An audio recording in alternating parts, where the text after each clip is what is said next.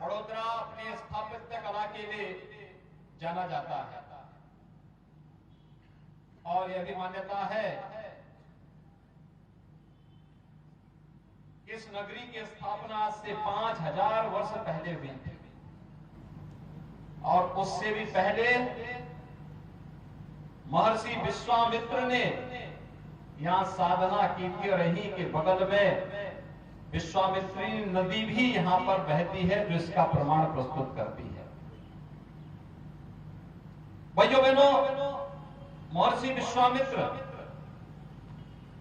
की पावन साधना स्थली और उनका जो राजपाट था वह भी उत्तर प्रदेश के वाराणसी के पास वर्तमान गाजीपुर ही है।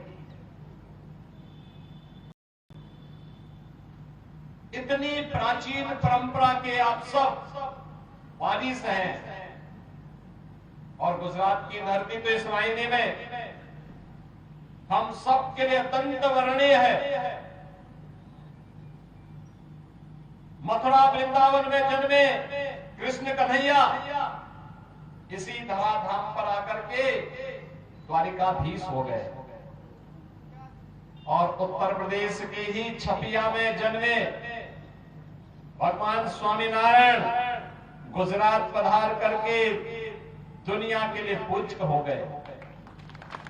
भाइयों बहनों, कि गुजरात की धरती का कमाल है। जब इस देश में व्यापक पैमाने पे मतांतरण हो रहा था, धर्मांतरण हो रहा था,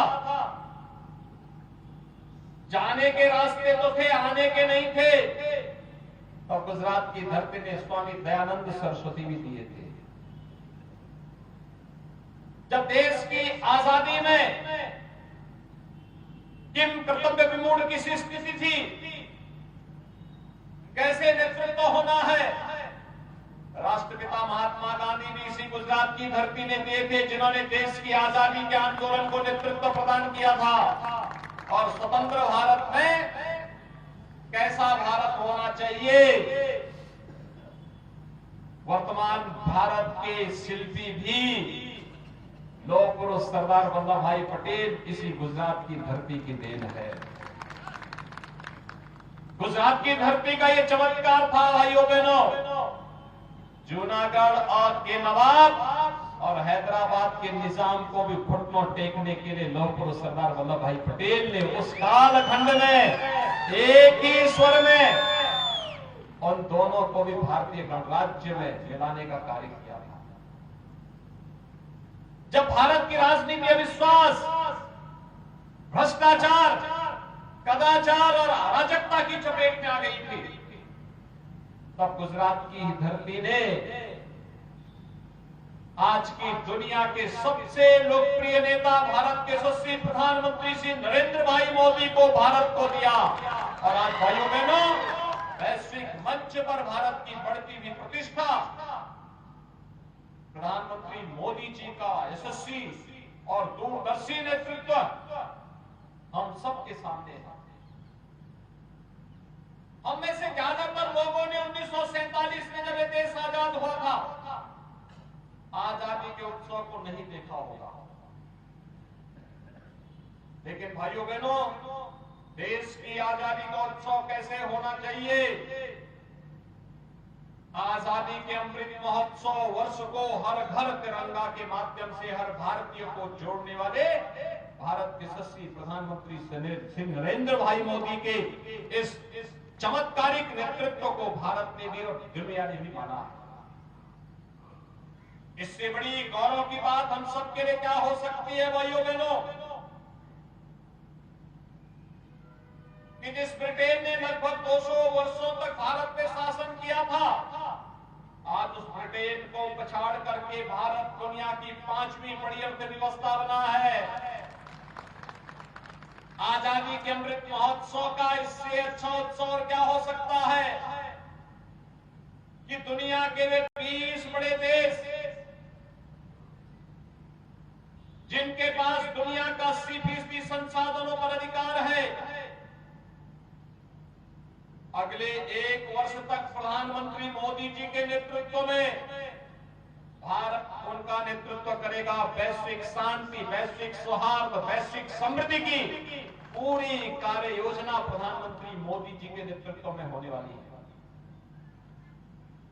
वैश्विक मंच पर बढ़ती हुई भारत की प्रतिष्ठा,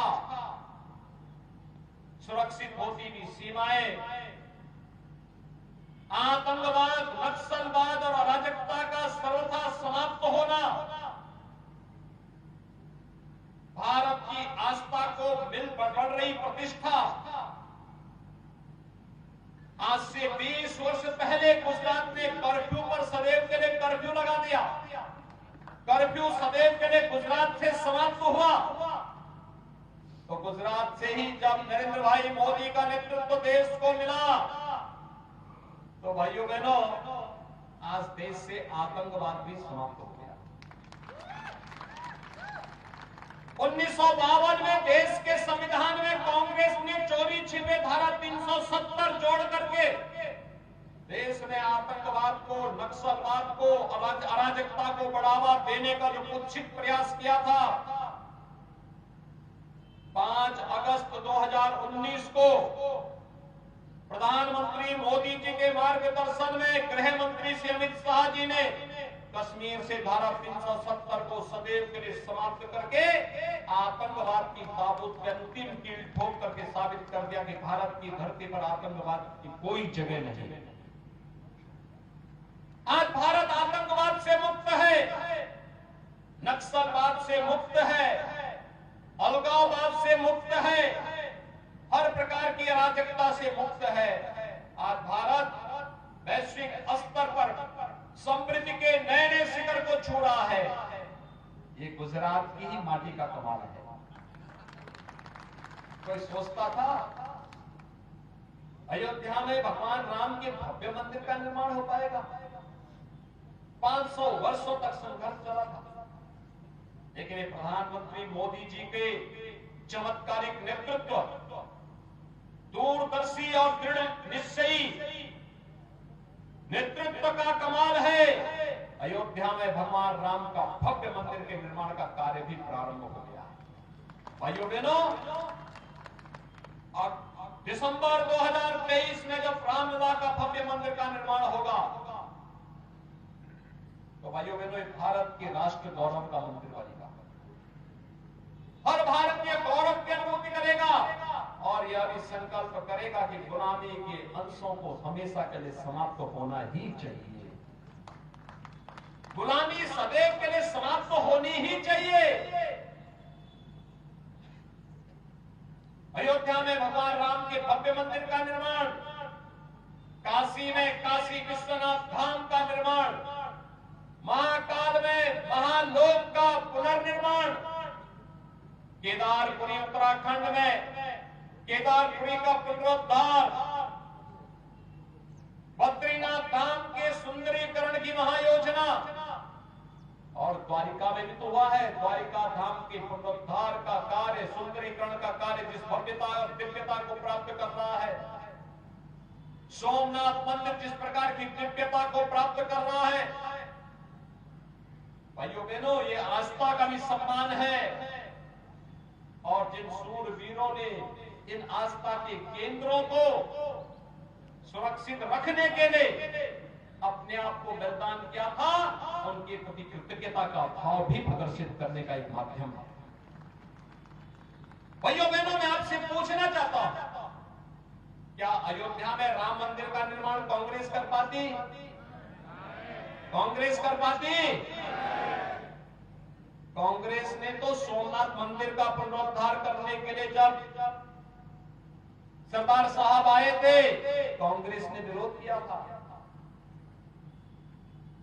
जब मंदिर के लोकार्पण के कार्यक्रम में तत्कालीन राष्ट्रपति डॉक्टर राजेंद्र प्रसाद जी आ रहे थे, तब भी कांग्रेस नेतृत्व ने विरोध किया था। तो जो सोमनाथ मंदिर के पुनरुद्धार का विरोध करते हो, तो अयोध्या में भगवान राम का मंदिर का निर्माण कहां करा पाते? कांग्रेस ही उसमें बैरियर थी। जनता ने बैरियर हटाया और मोदी जी देश के पास देश की सत्ता आई अयोध्या में भगवान राम के भव्य मंदिर के निर्माण का कार्य प्रारंभ हो गया।